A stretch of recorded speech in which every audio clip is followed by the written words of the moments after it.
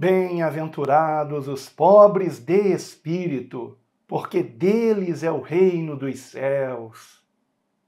Mas, espera aí, desde quando pobreza de espírito seria virtude? Será que não há algo de errado com essa tradução? Claro que há algo de errado. E é sobre isso que vamos falar no Aprofundando de hoje. Então eu quero convidar você a abrir a sua Bíblia no Evangelho segundo Mateus, capítulo 5, versículo 3, onde nós vamos então dar um mergulho no sentido original do que o Senhor Jesus quis nos ensinar. Você está preparado para esse mergulho?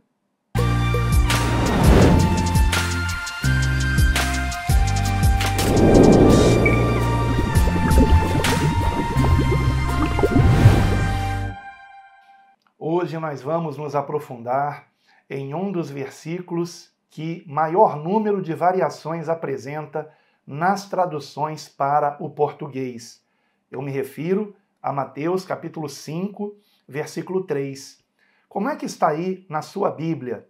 E se você tem mais de uma Bíblia com traduções diferentes, compare como é que está Mateus capítulo 5, versículo 3 nas traduções que você possui. Eu consultei 30 traduções diferentes e preparei um PDF para você, gratuitamente, que você pode tanto apenas conferir no seu computador, ou tablet, ou celular, conferir na tela, ou baixar e até imprimir, se você quiser. Tá? É um PDF onde eu coloquei como aparece escrito em cada uma destas 30 traduções. E eu fiz então por partes. No versículo de Mateus, capítulo 5, versículo 3, primeiramente mostrei como aparece o início do versículo, que em 19 destas traduções aparece escrito como bem-aventurados. Já falei sobre esse início de Mateus, capítulo 5, ou seja, sobre qual o sentido de bem-aventurados, no vídeo anterior a este, da nossa série, do nosso quadro Aprofundando. Se você não conferiu, no final deste vídeo vai aparecer um card para você clicar e conferir o vídeo anterior a esse, em que eu expliquei o significado original de bem-aventurados. E, na sequência, nós temos em Mateus 5,3, bem-aventurados os pobres. E daí, nós encontramos, das 30 versões que eu consultei, nós encontramos em 24 delas traduzido como os pobres, mas encontramos também como os humildes em 3 traduções, ou como os pobres e humildes em uma delas, os humilhados em outra e os mendigos em uma outra tradução, que, aliás, é a tradução mais literal, os mendigos. E eu já vou explicar sobre isso. Na sequência ainda, nós temos divergências em relação à questão do espírito. Como se traduzir isso? É pobre de espírito ou em espírito? Durante muito tempo, a maioria das traduções traduziam como pobres de espírito. E eu tenho aqui, das 30 traduções que eu consultei, 8 delas traduzem desta forma, que está errada. A tradução correta não é de espírito. E, felizmente, nós temos 14 traduções, a maioria delas bem mais recentes, que já corrigiram esse erro. E nós encontramos, então, que, ao invés de espírito, está traduzido como em espírito. Temos ainda outras 4 traduções que traduzem como no espírito, e 2 delas que acertaram em cheio, que é pelo espírito. E finalmente temos mais uma que traduz como de coração e outra que traduz como do sopro. Por quê? Porque a palavra espírito, no grego, pneuma, de fato é sopro, é o vento, sopro, de onde vem inclusive a palavra pneu, né, em português. Ela tem origem no grego pneuma, que de fato significa sopro. E uma das traduções, que é aquela que eu já falei no vídeo anterior, essa aqui de André Chorak, ele preferiu traduzir como do sopro. Outra, que é a Bíblia do Peregrino, que é essa daqui, da editora Paulus, traduziu como de coração. Não está correta essa tradução, a palavra ali não é coração, né? E, finalmente, nós temos uma tradução mais correta, que é a de Frederico Lourenço, diretamente do grego para o português, onde ele traduziu como pelo Espírito. Então, eu gostaria de começar falando sobre essa questão do pelo Espírito, e depois nós vamos também verificar por que das diferenças em relação à tradução da palavra que é pitokos em grego, pitokos, e que na maioria das Bíblias, em 24 traduções das 30 que eu consultei, nós encontramos traduzido como os pobres. Bem, eu preparei um PDF que você pode acessar gratuitamente, e ele está na descrição desse vídeo e no comentário em destaque, para que você veja quais são as traduções que divergem e quais delas concordam entre si na escolha das palavras. E eu fiz inclusive uma tabela, tá? Eu imprimi na última página do PDF, tem essa tabela aqui. Nessa tabela eu coloquei as 30 traduções que eu tenho aqui em casa, né? Que ao longo da vida eu fui comprando, e eu tenho aqui também o ano da edição que eu estou utilizando, tá? Da tradução. E eu coloquei aqui as abreviaturas. Algumas abreviaturas eu tive que criar, porque não consegui descobrir se existe uma abreviatura oficial para determinadas Bíblias, mas na maioria delas é a abreviatura oficial. Então, vamos começar pela questão do... não, vamos fazer o seguinte, eu vou começar pela ordem, né? Tendo em vista que já vimos o bem-aventurados no vídeo anterior, vamos então neste vídeo agora iniciar com a questão da continuação de Mateus 5,3. Bem-aventurados os pobres, assim aparece na maioria das traduções, em 24 delas. E a única tradução que eu encontrei que traduziu pitokos literalmente foi a tradução de Frederico Lourenço. E eu gostaria de ler aqui a explicação do próprio Frederico Lourenço, esse estudioso, tanto do grego quanto do hebraico, que escreveu o seguinte aqui, a respeito de Mateus 5,3. A palavra grega pitokos significa de forma inequívoca mendigo. Por isso, serve no Antigo Testamento grego, ou seja, a Septuaginta, para traduzir a palavra hebraica ebion, que significa literalmente mendigo, pedinte. O fato de a mesma palavra, pitokos, ter sido utilizada para traduzir também o hebraico oni, que significa pobre e dependente, no Antigo Testamento grego, justifica, no entender de alguns, a opção de se traduzir sempre pitokos por pobre no Novo Testamento. Mas, a meu ver, a palavra retém claramente a sua identidade semântica no texto dos evangelhos. E por isso opto, na presente tradução, por respeitar o seu verdadeiro sentido. Então, o verdadeiro sentido é realmente mendigo. Tanto é que na passagem de Rico e Lázaro, que nós encontramos em Lucas, a palavra ali para se referir a Lázaro é pitokos, que de fato é mendigo. Em outras passagens do Novo Testamento nós encontramos pitokos como provavelmente significando apenas pobre, não mendigo literalmente. Porém, isto se dá porque na tradução da Septuaginta, do hebraico para o grego, ocorrida 200 anos antes de Cristo, naquela tradução, o hebraico oni foi traduzido também por pitokos, e aí causa essa questão, mas de fato, nós vamos entender por quê que em Mateus 5,3, a tradução literal tem que ser mendigos, não é pobres, muito menos humildes, e também não é humilhados. Nesse ponto, André Surak, que preferiu traduzir como humilhados, ele, no meu entender, ele não foi correto, tá?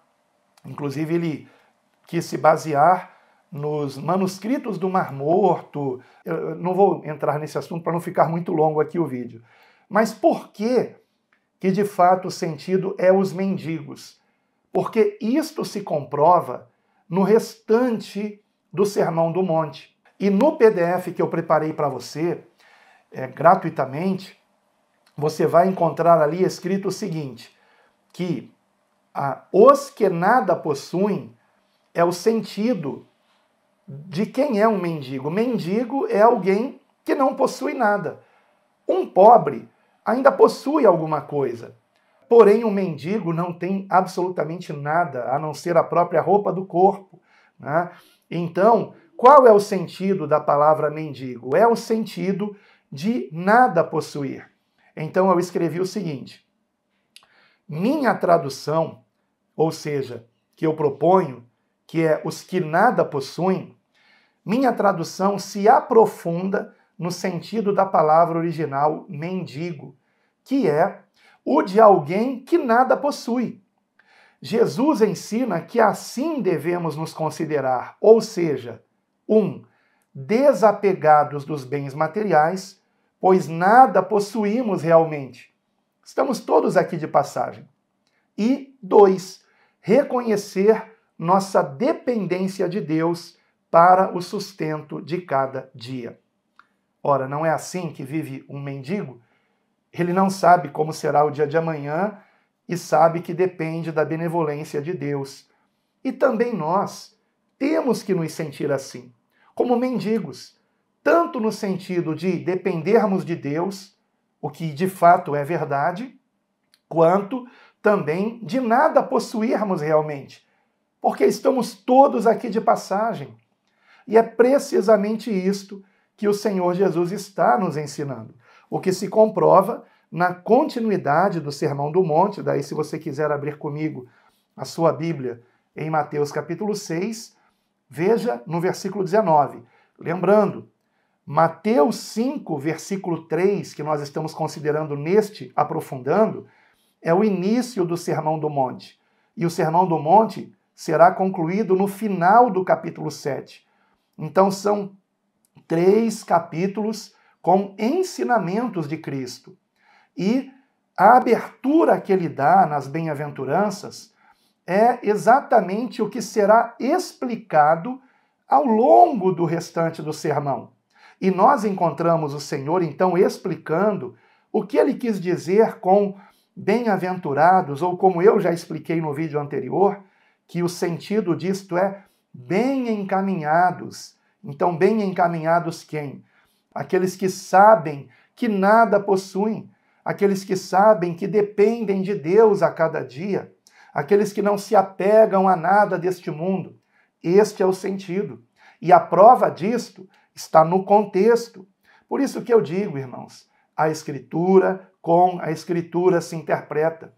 Muitas pessoas dizem isto apenas da boca para fora, porque tentam imaginar o que o Senhor estava dizendo. Ora, vejamos no contexto. O contexto explica, irmãos. E no contexto aqui, nós temos, em Mateus 6, versículo 19, o Senhor Jesus dizendo: não ajunteis tesouros na terra, onde a traça e a ferrugem tudo consomem, e onde os ladrões minam e roubam. Mas ajuntai tesouros no céu, onde nem a traça, nem a ferrugem consomem, e onde os ladrões não minam nem roubam. Porque onde estiver o vosso tesouro, ali estará também o vosso coração. No versículo 24, o Senhor diz: ninguém pode servir a 2 senhores, porque ou há de odiar um e amar o outro, ou se dedicará a um e desprezará o outro. Não podeis servir a Deus e a Mamon. Mamon significando as riquezas, Talvez eu grave um outro vídeo no Aprofundando aqui para explicar sobre Mamon. Aliás, se você quer que eu explique sobre essa questão de Mamon, coloca aí nos comentários. Se tivermos vários comentários pedindo, isso vai me motivar a gravar um vídeo também sobre essa palavra. E temos no versículo 25, o Senhor dizendo: por isso vos digo, não andeis ansiosos quanto à vossa vida, pelo que haveis de comer, ou pelo que haveis de beber, nem quanto ao vosso corpo, pelo que haveis de vestir. Não é a vida mais do que o mantimento, e o corpo mais do que o vestuário? Então, ele vai prosseguir ensinando sobre isto até o versículo 34. E este é o entendimento correto de Mateus 5, versículo 3. De fato, o Senhor Jesus disse mendigos, pitokós, na tradução para o grego. Claro que ele usou uma palavra no hebraico, e por isso Frederico Lourenço se refere ao hebraico aqui. Ele diz que é a palavra hebraica ebion. Então, nós vemos que o sentido é este porque é confirmado no contexto. Aliás, antes de seguir nisso, eu me lembrei de uma outra tradução que, apesar de ter traduzido como os pobres, o tradutor foi honesto em colocar uma referência explicando que, literalmente, a melhor tradução seria os mendigos. Eu me refiro à tradução de Haroldo Dutra Dias, e nessa tradução de Haroldo Dutra Dias, ele traduziu como bem-aventurados os pobres, depois, na sequência, traduziu corretamente como em espírito, porém, ele, em os pobres, ele colocou uma ressalva, e isto está no rodapé. Literalmente, mendicante, pedinte, pobre, oprimido. Veja que pobre, oprimido, ele coloca como traduções que não são as mais literais. Primeiramente, mendicante, pedinte. Expressa a situação de extrema penúria, vocábulo derivado do verbo mendigar, ser ou tornar-se pobre, mas no sentido de nada possuir, nada possuir. Então, veja que até mesmo uma tradução que traduziu como pobre, colocou no rodapé o tradutor que literalmente é mendigo. Ele foi bem honesto em colocar isso. Não estou dizendo que os outros foram desonestos, mas talvez não quiseram chocar os leitores ao dizer bem-aventurados os mendigos. Então, prosseguindo aqui, na questão da variação da sequência do versículo, nós temos, como eu já disse, em 14 traduções aparece em espírito, que é mais correto do que de espírito. 8 traduziram equivocadamente como de espírito, 4 como no espírito e 2 como pelo espírito. E temos uma ainda que traduziu como de coração, que é a Bíblia do Peregrino. Está errada essa tradução, de coração. Quais que traduziram como pelo espírito? A tradução, que é uma tradução até bem antiga aqui, brasileira, de Huberto Roden, essa tradução aqui de 1935, tradução de Huberto Roden, onde ele corretamente traduziu como pelo Espírito. E nós temos também traduzido corretamente como pelo Espírito, mais uma vez a tradução de Frederico Lourenço, que eu já comentei aqui, e agora eu quero ler a explicação dele, por que pelo Espírito é mais correto, e Huberto Roden já tinha percebido isso, na tradução dele de 1935. E também o Frederico Lourenço. Por que pelo Espírito é mais correto? É o que eu vou ler aqui agora para vocês. Note-se que o Jesus de Lucas, no capítulo 6, versículo 20, diz apenas bem-aventurados os mendigos, ou seja, não acrescenta pelo Espírito. Mas o de Mateus acrescenta a extraordinária precisão pelo Espírito. O caso em que se encontra pelo Espírito é o dativo, exprimindo a ideia de mendigos por ação do Espírito. E a presença do artigo definido é relevante. Daí a tradução proposta, pelo Espírito, já que pelo incorpora o artigo definido, ou seja, o. Bem, no versículo, isso eu escrevi aqui no PDF, eu vou ler aqui para você. No versículo paralelo em Lucas 6,20, não há este detalhe, que Mateus incluiu para se evitar o entendimento literal, esclarecendo que se trata do desapego aos bens materiais, como vemos em Mateus 6, do 19 ao 34, e em outras passagens do Novo Testamento. Mas indicando também, como eu também expliquei, a questão da nossa total dependência de Deus para a nossa sobrevivência.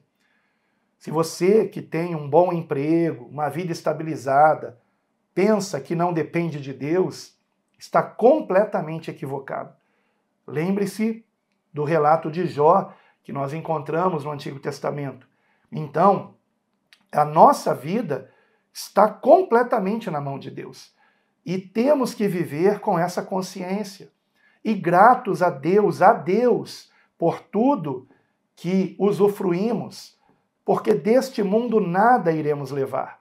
E então eu coloquei aqui no PDF outras passagens que reforçam esta total dependência de Deus e de que não temos que estar apegados a nada desse mundo. Só não vou ler agora para não ficar muito longo o vídeo, mas confira depois, as referências estão no PDF. Lucas capítulo 12, versículo 15 e versículo 21, e todo o relato que se encontra entre o versículo 15 e o 21 de Lucas capítulo 12, 1 Coríntios capítulo 7, versículo 31, onde Paulo diz assim, que os que usam deste mundo como se dele não usassem, porque a aparência deste mundo passa. Não nos apeguemos a nada deste mundo, queridos irmãos. Podemos usar desse mundo, mas que façamos isso como se dele não usássemos. Inclusive a tradução mais correta é usassem e não abusassem, como está na Almeida Corrigida Fiel. Nós encontramos o mesmo ensinamento em 1 Timóteo capítulo 6, porque nada trouxemos para este mundo e nada podemos dele levar, tendo, porém, alimento e vestuário, estejamos com isto contentes. 1 Timóteo capítulo 6, versículos 7 e 8. Nada trouxemos para este mundo e nada podemos dele levar, tendo, porém, sustento e com que nos cobrirmos estejamos contentes. E encontramos também a mesma ideia em 1 João capítulo 2, dos versículos 15 a 17. Bem, eu vou ter que parar por aqui e vou deixar a explicação do que você já encontra antecipado no PDF em relação às diferentes traduções para o final de Mateus 5,3. Deixarei isto para o próximo vídeo, onde eu tentarei explicar em relação à questão de qual a melhor tradução. Reino dos céus, há uma que traduz como reino de Deus. Reino dos céus e reino de Deus é a mesma coisa. E por que que há uma tradução, ou duas, na verdade, que traduzem como reinado e não reino? Qual é a tradução mais correta e por quê? Eu espero que neste vídeo eu tenha conseguido esclarecer um pouco a respeito do melhor sentido para entendermos Mateus capítulo 5, versículo 3, onde, evidentemente, o Senhor Jesus não está exaltando a pobreza de espírito, mas ele está ensinando que bem encaminhados estão os que pelo Espírito nada possuem. Ou seja, não estamos apegados a nada deste mundo e sabemos da nossa total dependência de Deus para aqui vivermos. E destes é o reino dos céus.